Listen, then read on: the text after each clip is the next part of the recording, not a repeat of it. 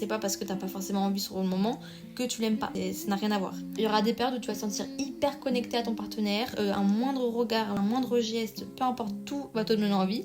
Et puis il y a des fois où tu vas juste pas forcément être présente, et c'est pas un manque d'amour, c'est vraiment juste ton corps et ton esprit qui te dit ok, là j'ai peut-être besoin d'autre chose. Le problème, c'est qu'on nous a appris à croire que si le désir il est pas là, c'est qu'il y a un problème, c'est que quelque chose cloche, que c'est pas normal, alors qu'en réalité c'est juste un message de ton corps. En fait c'est un indicateur, cette baisse de désir c'est un indicateur sur ce que tu as besoin, donc ça va être intéressant de creuser, de savoir ce qu'il te faut. Est-ce que tu es fatigué, tu as besoin de repos, est-ce que tu as besoin de temps, est-ce que tu as besoin juste que ton partenaire te donne un peu plus d'attention ou d'affection, est-ce que tu as besoin de nouveautés parce que tu commences à te lasser, c'est toujours la même chose. Voilà, c'est un indicateur en fait, et c'est hyper intéressant. Alors au lieu de te juger ou de te forcer, apprends à écouter ce que ton corps et ton esprit te dit, apprends à essayer de comprendre en fait ce qui se cache derrière cette baisse de désir. Faut pas s'en inquiéter, le désir ça se réinvente, ça se cultive, ça se réveille.